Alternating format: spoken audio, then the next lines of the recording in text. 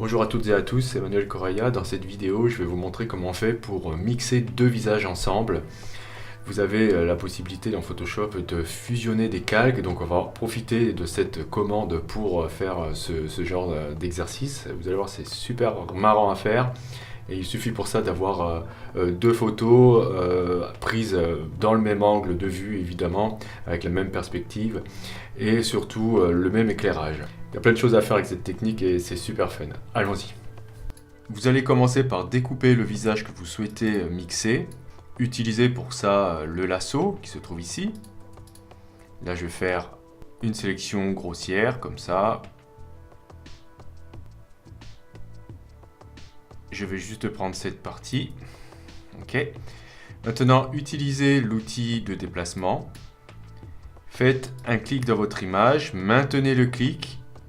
Amenez votre curseur sur la vignette de l'image dans laquelle vous souhaitez importer le visage. Maintenez le clic et lâchez. Là, le visage est beaucoup trop gros, donc je vais faire une transformation manuelle. Aller dans le menu Édition, Transformation manuelle. Et je vais manipuler ici ce coin en utilisant la touche majuscule enfoncée pour faire une transformation homothétique. Si j'appuie sur Alt en même temps, je ferai une transformation à partir du centre. Donc majuscule plus Alt. OK. Je zoome un petit peu. Je vais ici, dans le calque de mon visage, réduire l'opacité pour voir un petit peu ce qui se passe en dessous. L'idéal, ça serait d'aligner les yeux, le nez et tout ça avec le visage d'en dessous. OK. Là, on voit que c'est pas super aligné. Donc, ce que je vais faire, c'est que je vais faire à nouveau appel à l'outil de transformation manuelle. Donc, cette fois-ci, au lieu de passer par le menu, je vais vous indiquer le raccourci. Utilisez CTRL-T sur PC ou Command-T sur Mac. Et je vais cliquer sur cette icône-là pour avoir la grille de déformation. Donc là, je vais pouvoir cliquer ici, regarder sur les coins de la grille pour déplacer comme ça ma forme. Donc le but, c'est de m'adapter un petit peu au visage du dessous. Voilà.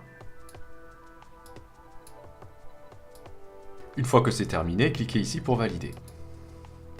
N'oubliez pas de remettre l'opacité à 100%. Ce que je vais faire, c'est que je vais ici, avec l'outil gomme, supprimer quelques parties du visage du bébé, là. Parce que je ne voudrais pas que ça empiète sur l'oreille et ici sur les cheveux. Donc je prends l'outil gomme, je vérifie la taille. Donc c'est bon, je vérifie que je suis avec une opacité de 100% et surtout que j'ai une dureté de 100%.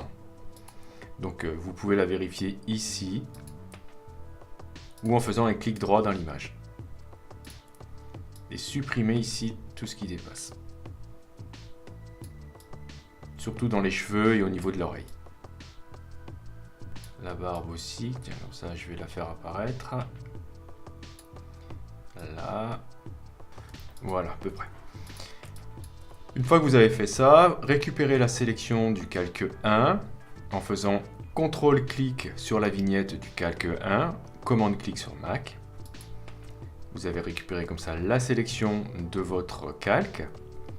Vous allez transformer cette sélection, on va la faire rentrer légèrement à l'intérieur en allant dans le menu Sélection, Modifier, Contracter. Et ici, je vais choisir une valeur de 15 pixels. Alors ça va dépendre de la taille de votre image. Le but, c'est que la sélection rentre légèrement à l'intérieur. Vous allez comprendre pourquoi tout à l'heure. Vous allez dupliquer votre arrière-plan. Pour cela, vous pouvez faire glisser l'arrière-plan sur l'icône Nouveau calque. Une fois que ça c'est fait, vous allez ici dans l'arrière-plan supprimer le contenu de la sélection. Donc si je décoche ici la visibilité du calque 1, je vérifie que je suis bien sur l'arrière-plan copie. Et ici, je supprime en faisant retour en arrière. Voilà, donc on a l'impression qu'il ne s'est rien passé, mais si je décoche ici la visibilité du calque d'arrière-plan, on voit que j'ai fait un trou dans le calque. Ok. Vous sélectionnez les deux calques. Alors faites attention ici, j'ai une opacité qui n'est pas à 100%. Voilà, il faut bien que ce soit à 100%.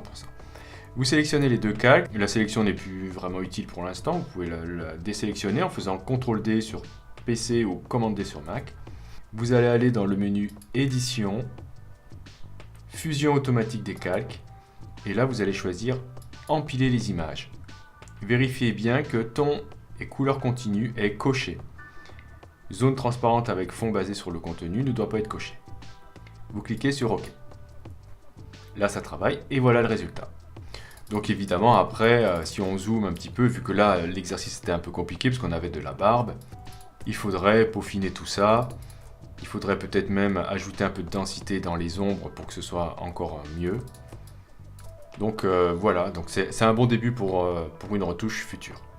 Donc avec cette méthode-là, vous pouvez vous amuser à faire plusieurs autres retouches. Donc par exemple ici j'ai essayé de mixer ces personnages-là, donc cette dame-là avec ce monsieur-là, ça donne ça. J'ai essayé aussi de mixer là, mais ça n'a pas très bien marché. Alors il faut faire attention d'avoir vraiment les visages exactement dans la même perspective, sinon ça marche pas vraiment quoi.